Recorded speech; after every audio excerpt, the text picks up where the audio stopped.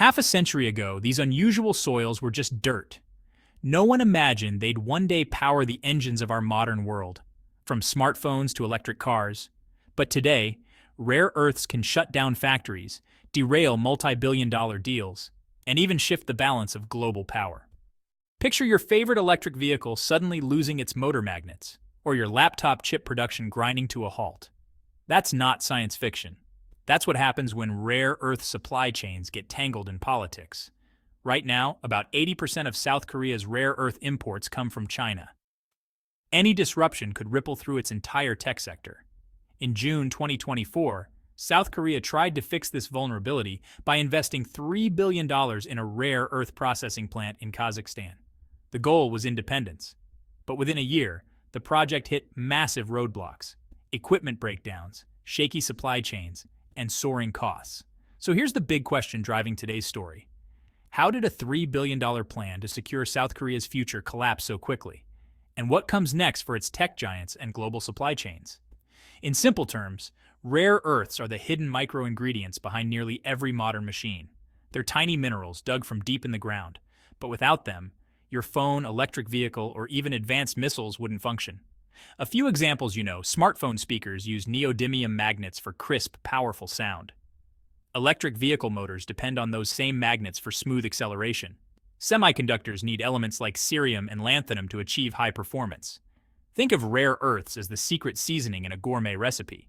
You don't notice them, but without them, the entire dish falls apart. South Korea isn't just a small nation with a few factories. It's a tech powerhouse.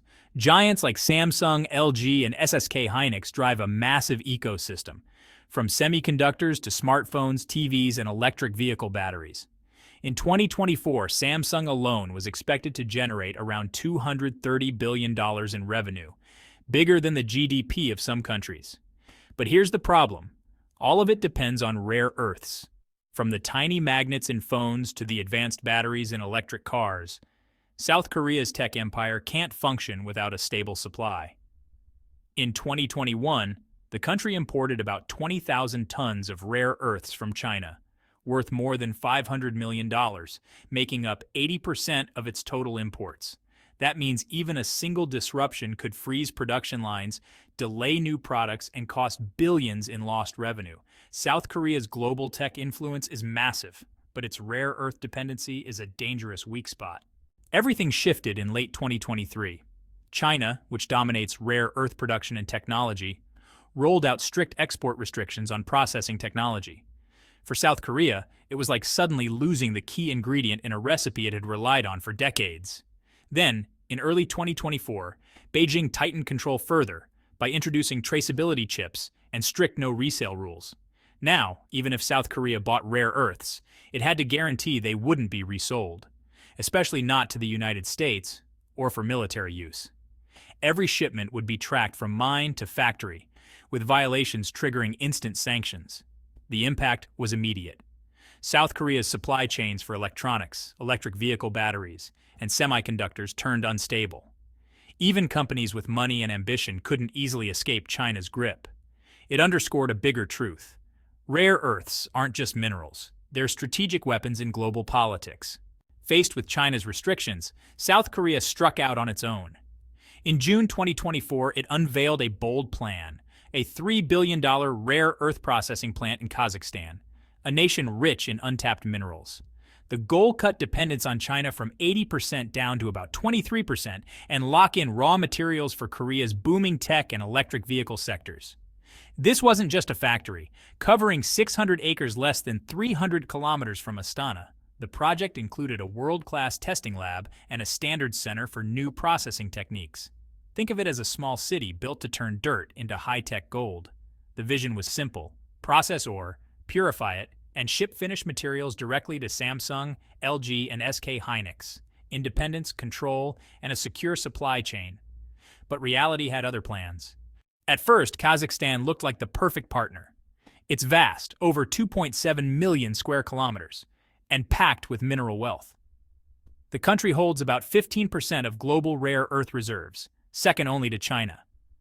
In April 2025, geologists made a stunning find: a giant rare earth deposit in the Karaganda region. Estimated at 20 million tons rich in neodymium, cerium, and lanthanum, it could make Kazakhstan the world's third largest reserve holder. But the promise came with big problems. Much of Kazakhstan's mining infrastructure is still Soviet era: outdated power grids, old roads, and limited transport. Many deposits are in remote areas, meaning that even if the ore exists, moving it to the plant, and then to global markets, would be time-consuming and costly. The land held incredible potential, but turning that potential into a profitable, reliable supply chain was far from guaranteed.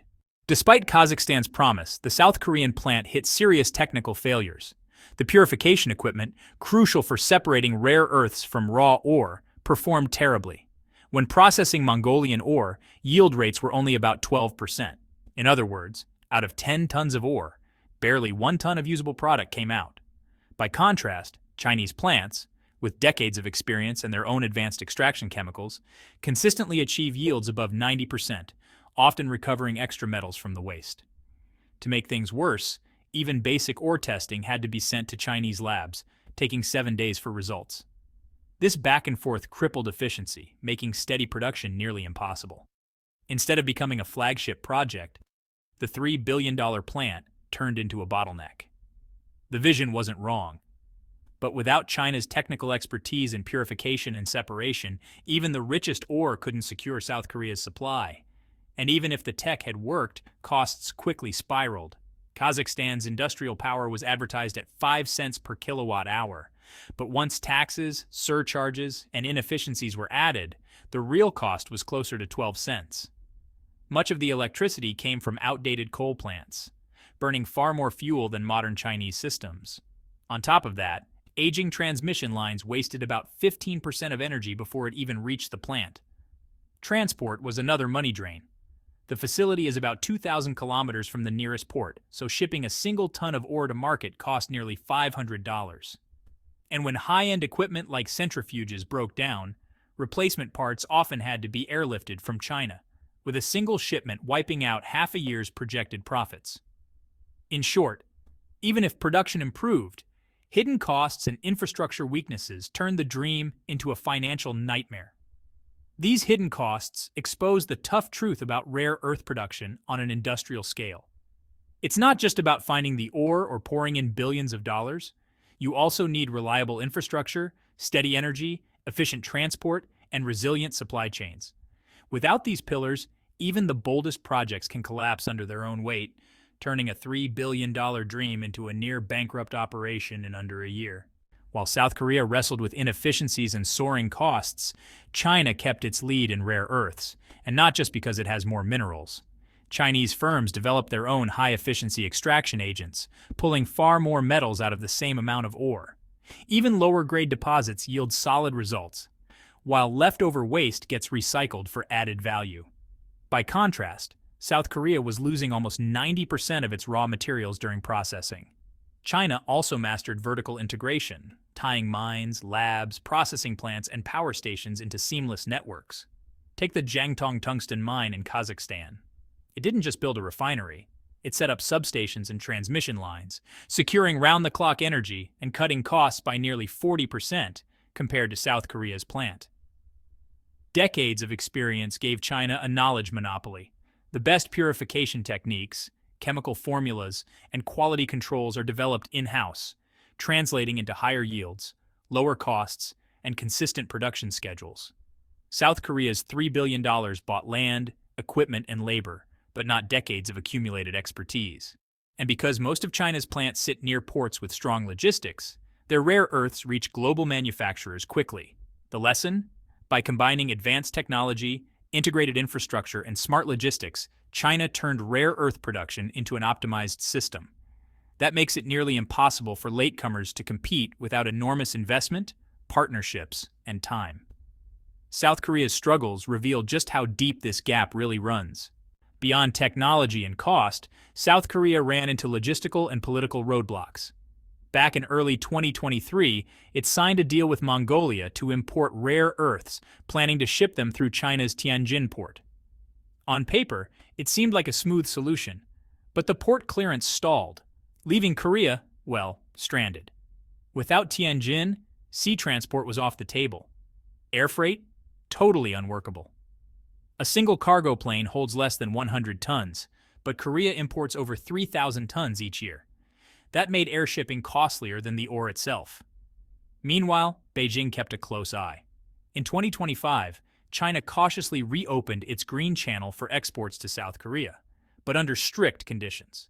Korean firms could buy, but only if they agreed not to resell, not to supply the US, and not to use the materials in military tech. Every shipment carried a Chinese traceability chip, tracking it from mine to final product. This created a sharp dilemma.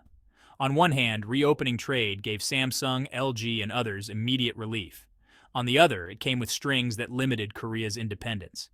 Should the country accept partial dependence with heavy oversight, or chase costly independence through Kazakhstan and other risky ventures? The bigger picture is clear. In rare earth politics, geography, logistics, and diplomacy matter just as much as money or chemistry. Even a $3 billion megaproject can fail if those pieces aren't in place. South Korea's plant is now honestly a cautionary tale.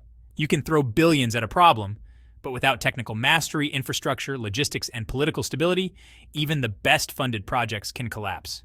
Capability always beats capital. Just look at the small details that had huge impacts. A sudden voltage drop in Kazakhstan's old power grid fried centrifuges worth tens of millions of dollars, wiping out months of profit potential. Low yield rates, sky-high power bills, and transport bottlenecks made the plant barely functional. The real problem wasn't ambition. It was missing the decades of expertise and reliable infrastructure that China had already built. And this lesson goes beyond rare earths. Any country chasing strategic resources needs 4 pillars: advanced technology, solid infrastructure, skilled talent, and strong international partners. Miss even one, and the whole chain can fall apart. For South Korea, ambition without those elements turned a flagship investment into a near-bankrupt venture within a year. In strategic minerals, control comes from competence, not just cash. So what now? Here are 5 possible paths forward, each with trade-offs. Option A: negotiate with China. Keep buying rare earths through the Green Channel, fast and reliable, but with strings attached and limited flexibility.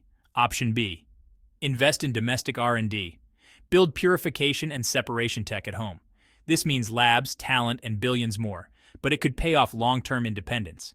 Option C: double down in Kazakhstan. Expand vertically by adding substations, transport, and on-site labs. This lowers costs, but demands even bigger investments. Option D: diversify suppliers. Turn to Australia, Vietnam, recycling or stockpiling. Lower dependence, but reserves are smaller and often pricier. Option E: push recycling and substitution. Replace or recover rare earths from used electronics. Innovative but expensive, and it takes time and regulation to scale. Most likely, South Korea will need a mix of these strategies. The real goal isn't one miracle project. It's building a resilient, multi-layered supply chain that balances risk, cost, and autonomy. At the end of the day, South Korea's rare earth saga is a story about ambition, risk, and hidden complexity. A $3 billion investment, a cutting-edge industrial plan, and urgent national needs weren't enough to guarantee success. Rare earths turn the world's soil into a geopolitical chessboard, and every move costs billions. South Korea's experience shows that in global supply chains, money alone can't buy security. Success requires technical mastery, solid infrastructure, strong logistics, and careful diplomacy. Without them, even the richest nations and boldest bets can fall short. Now it's your turn. What do you think South Korea should do? Stick with China's conditions, go all in on domestic R&D, expand in Kazakhstan, or diversify with recycling and alternative suppliers? Drop your thoughts in the comments below, and if you want to see where this story goes next, don't miss our follow-up. How China's rare earth traceability chips really work, and whether they can be bypassed. Hit like, subscribe, and turn on notifications so you don't miss it.